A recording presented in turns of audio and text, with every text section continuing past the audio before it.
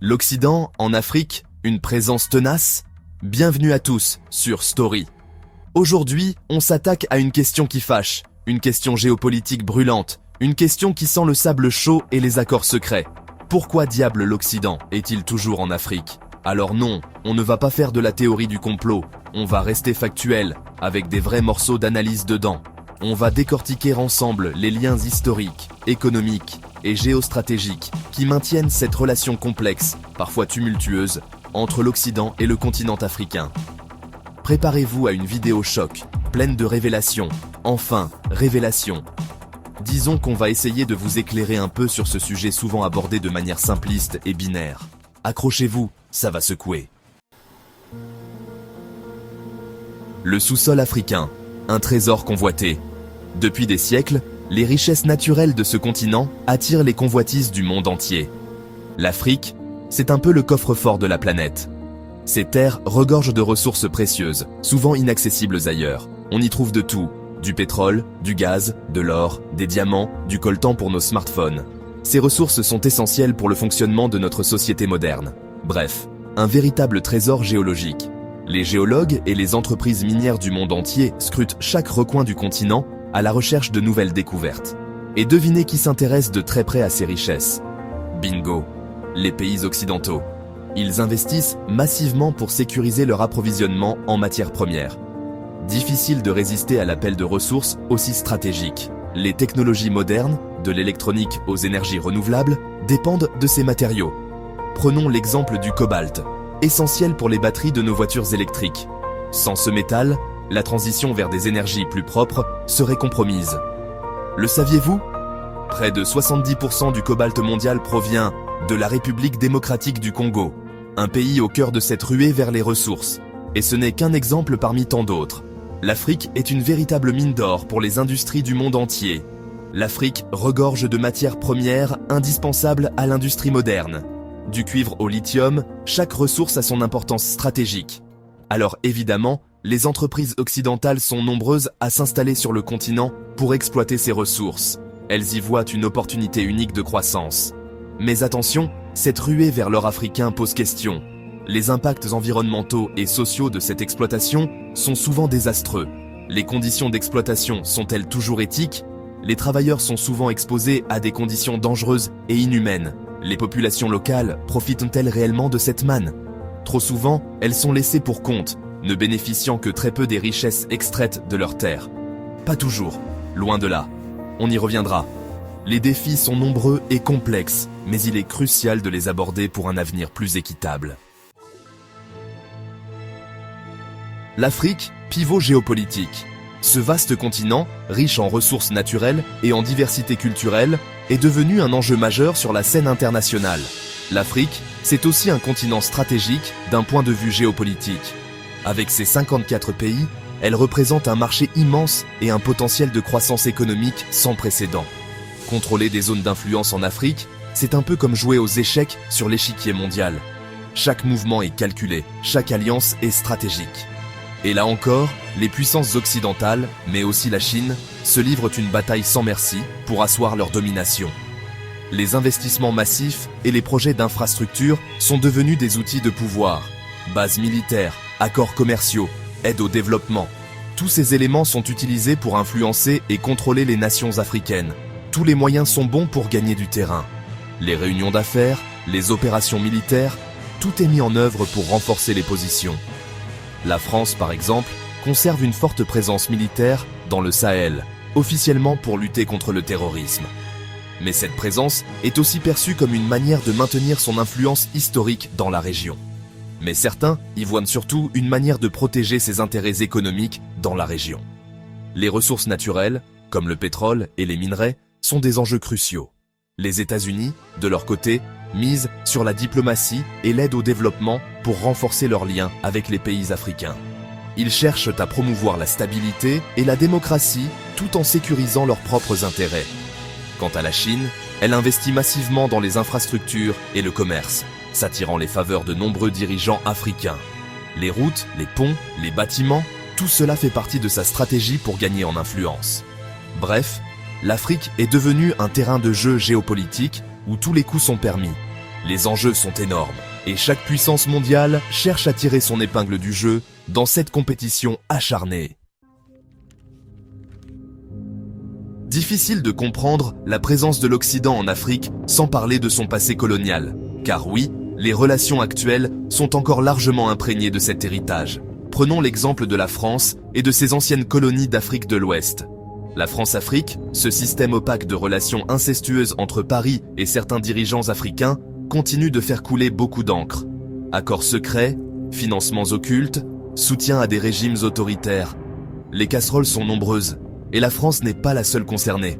Le Royaume-Uni, la Belgique, le Portugal, tous les anciens empires coloniaux ont laissé des traces profondes sur le continent. Des élites africaines formées dans les écoles occidentales, des systèmes politiques calqués sur le modèle européen, des liens économiques asymétriques. Les vestiges du colonialisme sont partout. Alors bien sûr, les choses évoluent. L'Afrique s'affirme de plus en plus sur la scène internationale. Mais le poids du passé reste lourd à porter. L'Afrique, c'est aussi un continent en pleine mutation économique. Depuis quelques années, on observe une transformation rapide et impressionnante de ses économies. Les villes africaines se modernisent à une vitesse fulgurante, avec des gratte-ciel qui poussent comme des champignons, et des marchés qui ne désemplissent pas. Avec une population jeune et en forte croissance, l'Afrique représente un marché colossal pour les entreprises occidentales. Cette jeunesse dynamique et ambitieuse est avide de nouvelles opportunités et de produits innovants. Les rues des villes africaines sont remplies de jeunes entrepreneurs, de start-up et de consommateurs curieux. Et elles l'ont bien compris. Des géants de l'agroalimentaire aux mastodontes des télécoms, les entreprises internationales se ruent pour s'implanter sur ce marché prometteur. Les produits de marque mondiale envahissent les rayons des supermarchés africains. Et les tours de télécommunications se multiplient pour répondre à la demande croissante de connectivité.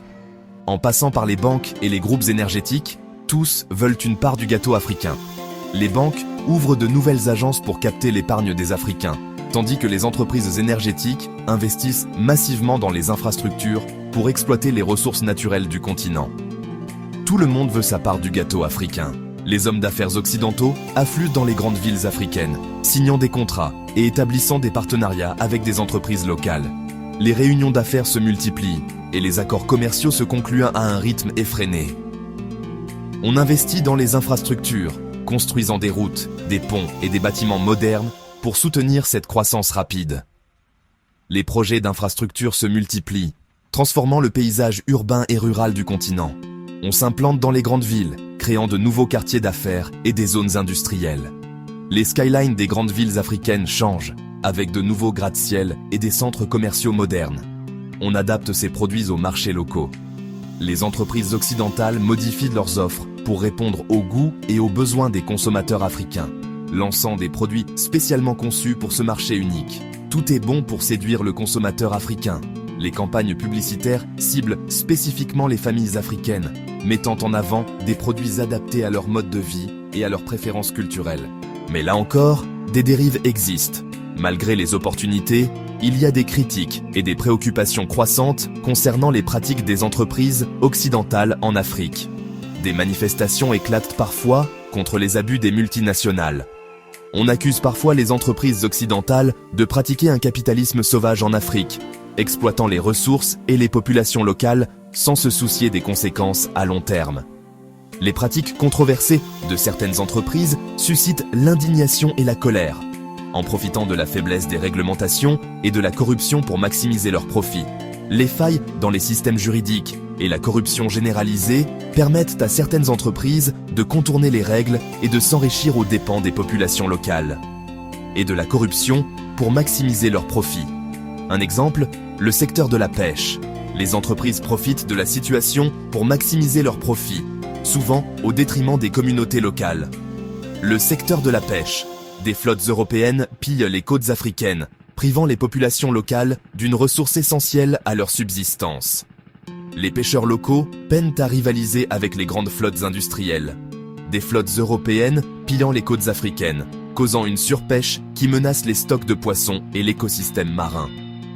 Les communautés locales, qui dépendent de la pêche pour leur subsistance, sont gravement affectées, privant les populations locales d'une ressource essentielle à leur subsistance.